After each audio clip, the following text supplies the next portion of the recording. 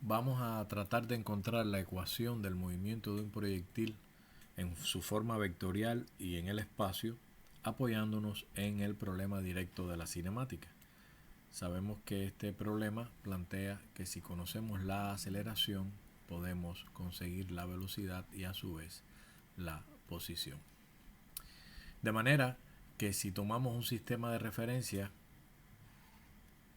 en el espacio, llamémosle X, Y, Z,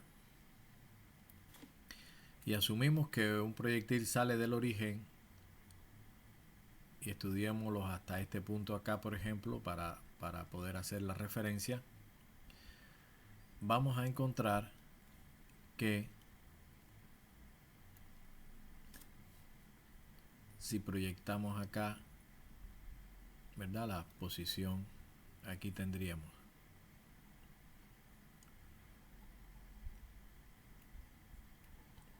el valor de X, el valor de Y y acá el valor de Z.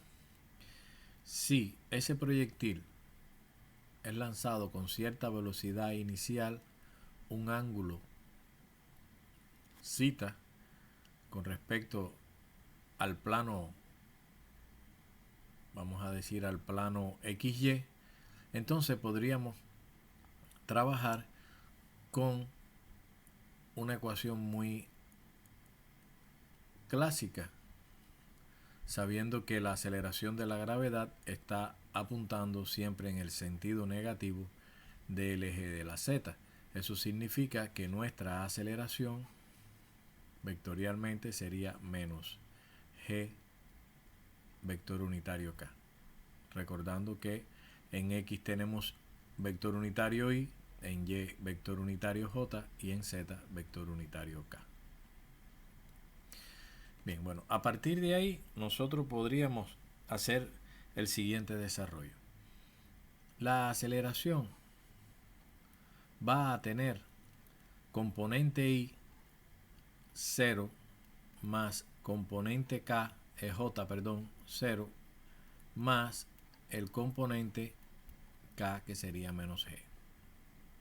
Para nosotros llegar a la ecuación de la velocidad, pues tendríamos que integrar a la ecuación de la aceleración, siguiendo en este sentido el problema que nos sirve como soporte.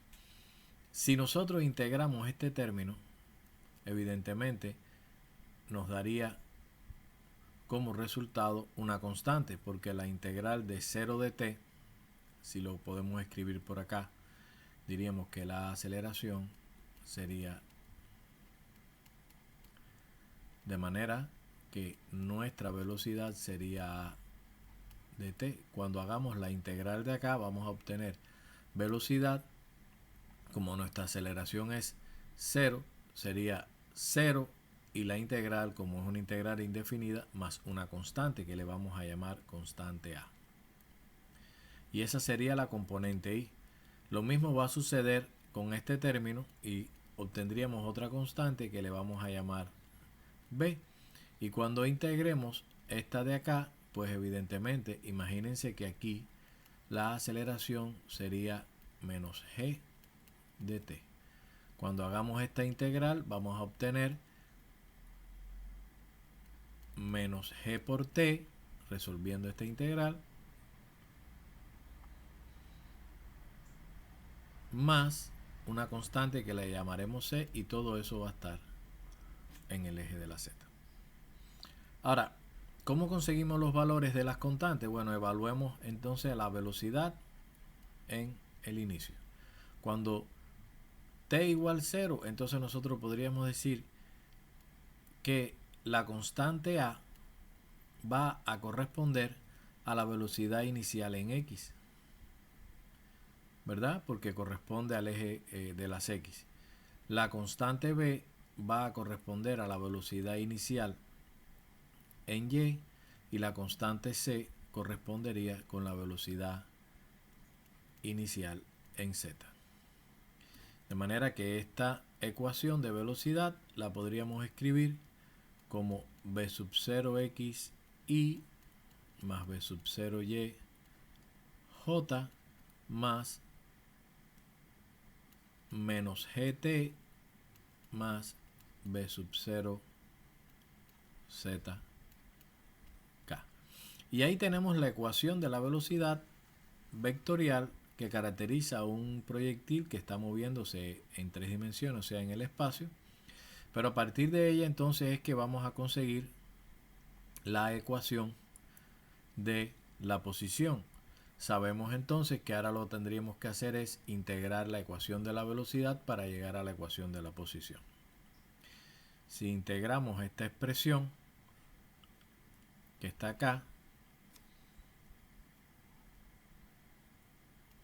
esto nos quedaría la integral de este primer término de aquí, nos quedaría como b sub 0x por t, porque recordemos que r sería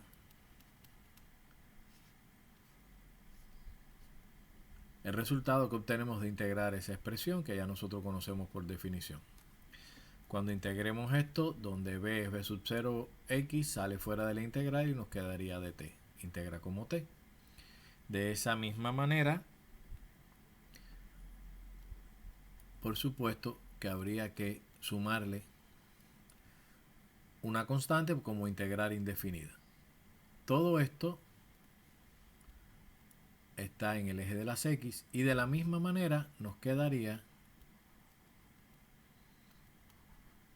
perdón, aquí haríamos una otra constante que sería b sub 1 para diferenciarla.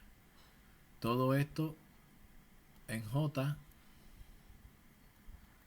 más, ahora nos quedaría, vamos a escribirlo aquí debajo para que nos dé espacio, ponemos el más y decimos la integral de esta parte de la expresión quedaría menos gt cuadrado sobre 2, integrando este primer término, más b sub 0 z que está acá, correcto, más una constante que la llamaremos C1. Todo eso en el eje de las K, de la Z en este caso. Si se dan cuenta, bueno, pues también tenemos que buscar el valor de las constantes, ¿sí? Y estas constantes no son más que posiciones. ¿Qué pasaría cuando estemos evaluando la posición en 0? Eso implica que A1 será X sub 0, que B1 será Y sub 0 y que C1 sería entonces Z sub 0. Ahora, escribiendo la ecuación, lo haremos en color negro, la posición del proyectil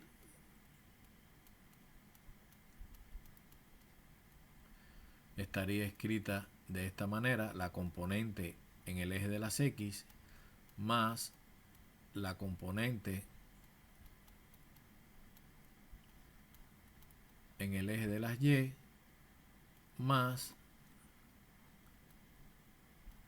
la componente en el eje de la Z.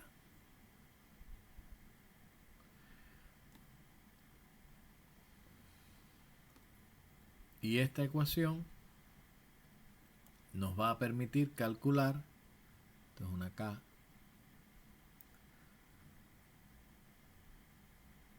nos va a permitir calcular la posición de un proyectil en el espacio, conociendo cada una o buscando cada una de las componentes que forman parte de este vector que estaríamos analizando. Este vector sencillamente se localizaría desde el origen hasta acá.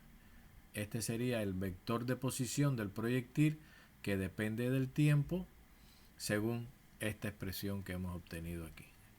A partir de aquí nosotros podemos analizar los diferentes casos particulares que se van a generar, y muchas veces nosotros, simplificando este problema, mejor hacemos el análisis en el plano, ¿verdad? Y por lo tanto, si hacemos el análisis en el plano, podríamos decir que este término no no tendría valor diferente de cero, por lo tanto nuestra expresión quedaría este término que es la componente en X del movimiento y este término que es la componente en Z del movimiento.